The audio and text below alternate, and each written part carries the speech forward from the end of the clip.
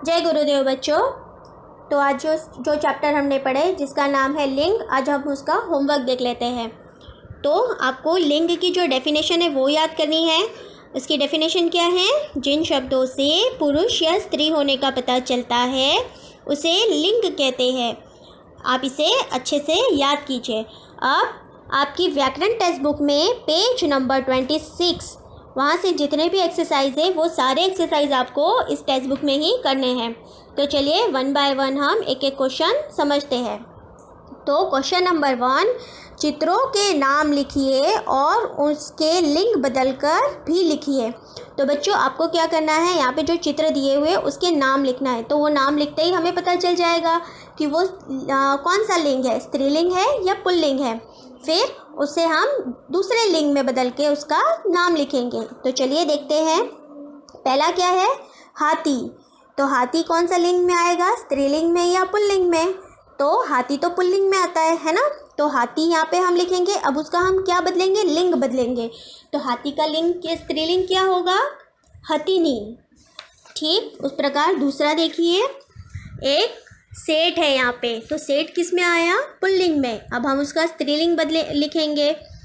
तो उसका स्त्रीलिंग क्या होगा? सेठानी। थर्ड वन तो आपको पता ही है क्या है, ये राजा। राजा किस में आते हैं? पुल्लिंग में। तो अब इसका लिंग क्या बदलेंगे हम? स्त्रीलिंग क्या होगा राजा का? रानी। और लास्ट में एक अंकल है जो कपड़े सिल रहे हैं, तो ये भी तो पुल्लिंग में हुए।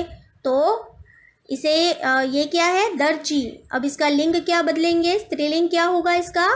दर्जिन। ठीक है।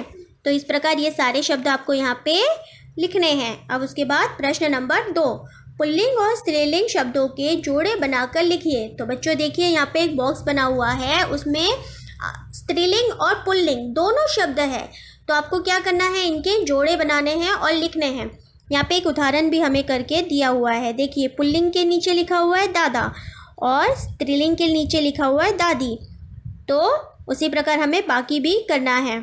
तो देखिए पुल्लिंग में क्या आएगा? बैल। तो बैल का स्त्रीलिंग क्या होगा? गाय। फिर पुल्लिंग में आएगा ऊँट और ऊँट का स्त्रीलिंग होगा ऊँटनी। फिर पुल्लिंग आएगा हमारा हिरन और हिरन का स्त्रीलिंग होगा हिरनी। फिर लास्ट में पुल्लिंग आएगा हमारा चिड़ा और चिड़ा का स्त्रीलिंग होगा चिड़िया। इस प्रकार ये सारे शब्द आपको ऐसे जोड़े बना के यहाँ पे आपको लिखने हैं। उसके बाद प्रश्न नंबर 3, सही उत्तर चुनकर वाक्य पूरे कीजिए। तो बच्चों यहाँ पे आपको मैंने जो हमने वीडियो पढ़े थे लिंग का, उसमें मैंने आपको बताया था कि क्रिया से भी हमें पता चलता है कि यहाँ पे कौन सा लिंग है ना। तो ये यहाँ पे सेम वही क्वेश्चंस दिए हुए हैं। देखिए फर्स्ट वन, डैश घास खा रही है। यहाँ पे क्रिया कौन सी हो रही है? खा रही है ना।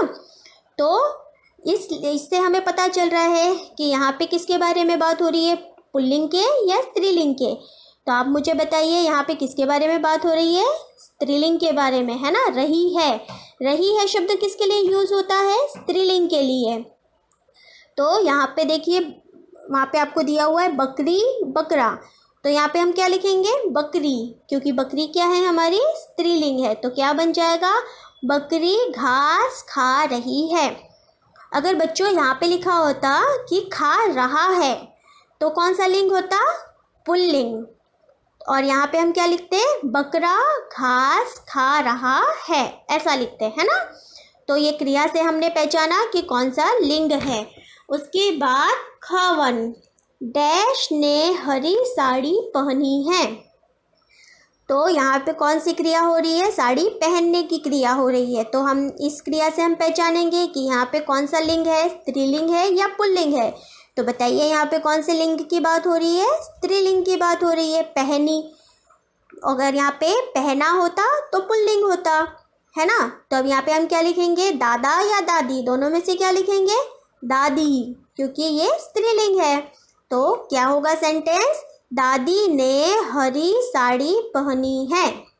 अब उसके बाद नेक्स्ट वन, डैश दाना चुग रही है। तो यहाँ पे भी आपको क्रिया से पहचानना है। तो यहाँ पे क्रिया क्या हो रही है? चुग रही है। इस क्रिया से हम पहचानेंगे कि ये कौन सा लिंग है। तो बताइए कौन सा लिंग है ये? स्त्रीलिंग है ना। अब हम यहाँ पे क्या लिखेंगे? बॉक्स में देखिए, मोरनी मोर। तो मोर तो हमारा पुल्लिंग हुआ, तो स्त्रीलिंग के लिए कौन सा वर्ड आएगा? मोरनी। तो यहाँ पे हम लिखेंगे मोरनी दाना चुग रही है। उसके बाद नेक्स्ट वन, डैश घोंसले में बैठी है। फिर से हमें यहाँ क्रिया से पहचानेंगे, बैठी है। अगर यहाँ पे बैठा हुआ होता तो क्या होता? पुल्लिंग। यहाँ पे बैठी है, तो बैठी हम किसके लिए यूज़ करते हैं? लड़की के लिए यूज़ करते हैं ना, स्त्रीलिंग के लिए। तो हम यहाँ पे क्या लिखेंगे? चिड़िया घोंसले में बैठी है। ठीक है। अब उसके बाद लास्ट वन, एक डैश पेड़ की छांव में बैठा है। तो देखिए, अब बताइए मुझे यहाँ पे कौन सा लिंग है? पहले तो बताइए क्रिया कौन सी है? बैठने की क्रिया है ना। तो अब बताइए कि कौन सा लिंग होगा? पुल्लिंग। अगर यहाँ पे बैठी होता तो कौन सा लिंग होता? स्त्रीलिंग। लेकिन यहाँ पे बैठा है तो कौन सा लिंग हुआ? पुल्लिंग। तो यहाँ पे क्या आएगा? शेर या शेरनी? शेर आएगा ना। शेर कौन से लिंग में आता है? पुरुष जाति में आता है, पुल्लिंग में आता है। तो यहाँ पे हम लिखेंगे एक शेर पेड़ की छांव में बैठा है।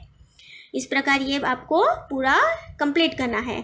उसके बाद बढ़ते हैं हमारे अगले प्रश्न की ओर। प्रश्न नंबर 4, आप इन्हें क्या कहते हैं? सोचकर बताइए और लिखिए। यहाँ पे आपको क्वेश्चन पूछे हैं, तो आपको बताना है कि आप इन्हें किस नाम से बुलाते हैं या फिर आप इन्हें क्या कहते हैं, और यहाँ पे लिखना भी है। फर्स्ट वन, आपकी माता के माता पिता, यानी आपकी जो मम्मी हैं उनके मम्मी पापा को आप क्या कहते हो? नाना और नानी कहते हैं ना। तो हम यहाँ पे क्या लिखेंगे? नाना और नानी। नाना क्या हुए हमारे? पुल्लिंग, और नानी स्त्रीलिंग। अब उसके बाद सेकंड वन, आपके पिता के माता पिता, यानी आपके जो पापा हैं उनके मम्मी पापा को आप क्या कहते हो? दादा और दादी, है ना, कहते हैं ना। तो दादा हमारे पुल्लिंग हुए और दादी हमारी स्त्रीलिंग हुई। अब थर्ड वन, आपकी माता के भाई व उनकी पत्नी, यानी आपकी मम्मी के भैया और उनकी वाइफ, उनको आप क्या कहते हो? मामा और मामी कहते हैं ना। तो यहाँ पे हम क्या लिखेंगे? मामा और मामी। उसके बाद नेक्स्ट क्वेश्चन, घवन, आपकी माता की बहन व उनके पति, यानी आपकी मम्मी जो है उनकी बहन, बहन यानी सिस्टर, उनके सिस्टर और उनके हस्बैंड को आप क्या कहते हो? क्या नाम से बुलाते हो? तो उनको आप मौसी और मौसा के नाम से बुलाते हो, है ना। तो वहाँ पे हम लिखेंगे मौसी क्या हुई? हमारी स्त्रीलिंग हुई, और मौसा किस में आएंगे? हमारे पुल्लिंग में। अब उसके बाद डवन, आपके पिता के छोटे भाई व उनकी पत्नी। आपके पिता मतलब आपके पापा के छोटे भाई, आपके पापा के जो छोटे भैया होंगे ना, उनको और उनकी वाइफ को आप क्या बुलाओगे? चाचा चाची, है ना। आप चाचा चाची बोल के बुलाते हो ना। तो यहाँ पे हम लिखेंगे चाचा और चाची। फिर नेक्स्ट क्वेश्चन, चवन, आपके पिता के बड़े भाई व उनकी पत्नी, मतलब आपके जो पापा हैं उनके बड़े भैया, उनको और उनकी वाइफ को आप क्या बोल के बुलाते हो? तो उनको आप ताऊ और ताई कह के बुलाते हो ना। तो यहाँ पे हम लिखेंगे ताऊ और ताई। उसके बाद लास्ट क्वेश्चन, आपके पिता की बहन व उनके पति, यानी आपकी जो पापा है उनकी जो सिस्टर है, बहन यानी सिस्टर और उनके हस्बैंड को आप क्या कह के बुलाते हो? तो यहाँ पे हम लिखेंगे बुआ और फूफा। तो यहाँ पे हम क्या लिखेंगे? बुआ और फूफा।